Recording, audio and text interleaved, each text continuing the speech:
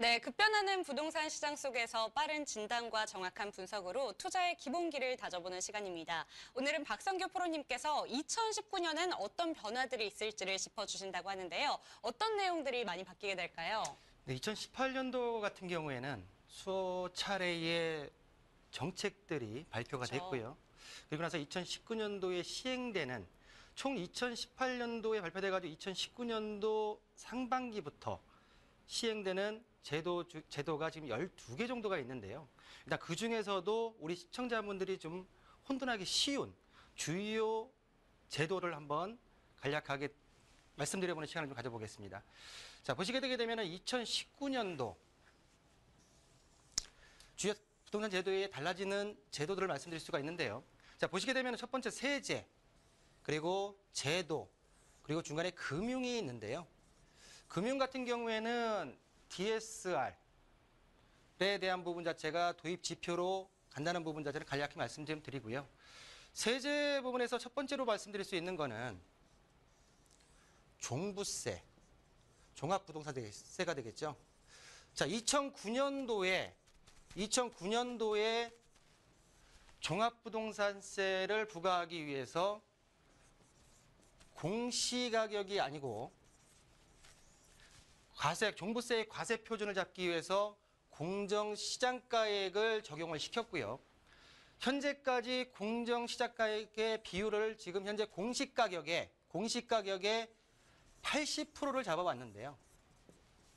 올해부터는 5%씩 상향 조정을 시켜서 2022년도까지는 공시가격 부분, 공정시장가액을 공시가격의 100%로 맞추겠다라고 해서 일단은 종부세 그리고 공정시장가액에 대한 비율이 상향 인상되는 우리 서민들에게는 크게 적용되는 부분 자체는 아니지만 일단은 여러 주택을 가지고 계신 분들 같은 경우에는 좀 눈여겨보실 부분이 아닌가라고 말씀을 좀 드리고요.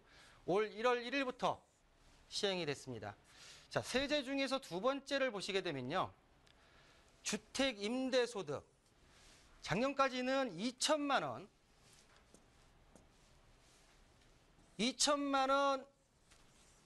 이하의 주택 임대소득에 대해서는 비과세를 주었는데요.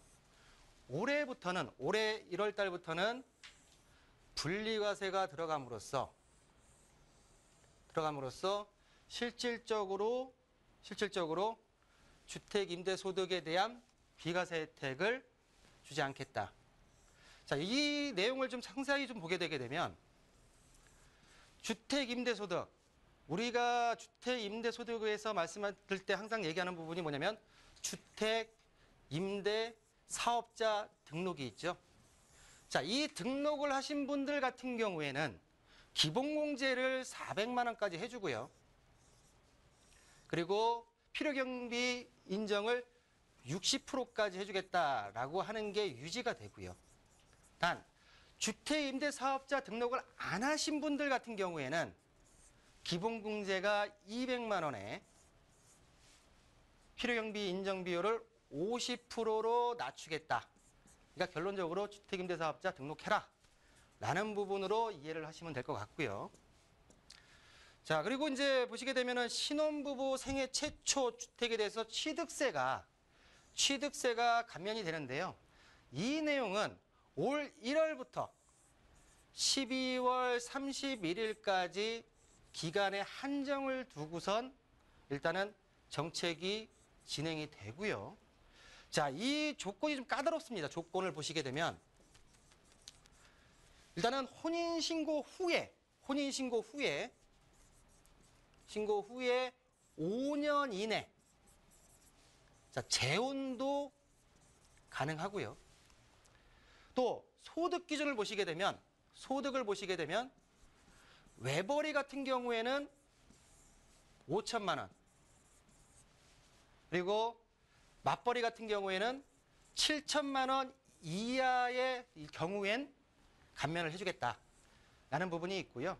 그렇다고 하게 되게 되면 주택 같은 경우에 주택의 금액을 보시게 되면 3억 이하, 수도권 같은 경우에는 4억 이하.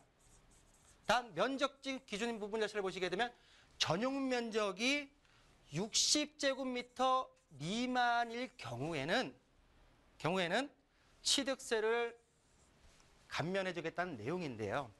실질적으로 절반이기 때문에 금액적으로 따져봤을 때 150만 원에서 한 200만 원 정도의 혜택을 볼 수가 있는데, 자, 국가 경제에 있어서 가장 중요한 인구의 증가를 봤을 때는 제가 뭐 오프닝 전에도 아나운서한테 말씀을 드렸지만 신혼부부, 젊은 층들한테 좀 더 파격적인 사회 안정화 정책이 좀 필요하지 않을까라는 부분으로 한번 제가 개인적인 소견을 좀 말씀 좀 드려보고요.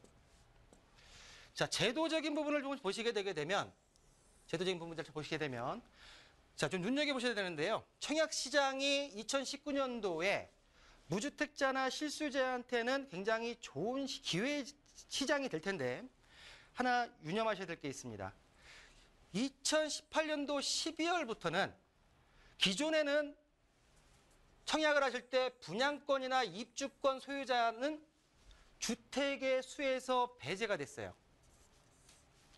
그렇지만 12월부터는 분양권을 당첨됐거나 입주권이 있는 분한테는 주택으로 간주하기 때문에 청약시장에 있어서 불이익을 받을 수 있기 때문에 이 부분은 항상 유념하셔야 된다라고 좀 말씀을 좀 드리고요. 자, 마지막으로 보시게 되면 2018년도에 서울 아파트값이 급등을 하면서 실질적으로 저희가 아파트 계약 신고 기간을 60일로 잡고 있었는데 60일로 하다 보니까 시장의 적정 가격이 어떻게 매겨지는지를 제대로 알 수가 없어서 일단은 9.13 대책 이후의 방안으로 법 발의가 되어 있는 상태고요. 현재로서는 이 발의 내용 자체가 30일에서 15일까지도 단축될 수 있기 때문에 이 발의안이 개정안이 공포되면 올 하반기부터는 실거래가 신고 기간을 30일에서 최소 15일까지도 단축해야 된다라는 법제도에 대한 제도를 한번 정리를 좀 해보고요. 그렇다면 2019년도에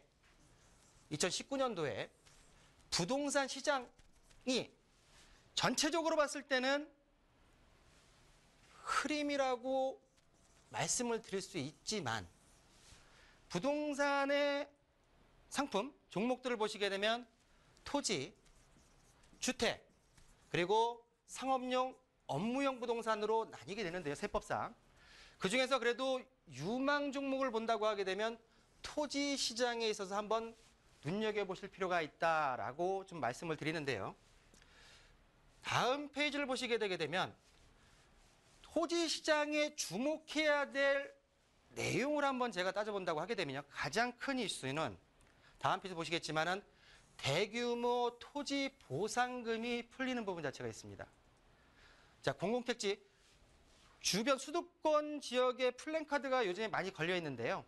대토 설명회, 언제 어디서 어떤 지자체 주민센터에서 열고 있습니다라고 하는 플랜카드를 많이 보실 수 있는데 이 대규모 토지 보상금이 풀리는 부분이 인근 토지 지가의 상승과 그리고 현금 보상이 나갔을 때 그 자금이 부동산 주택이나 상업용 부동산으로 들어갈 수 있기 때문에 이 부동산의 근간인 토지에 대한 보상금을 한번 유념해 보셔야 되고요.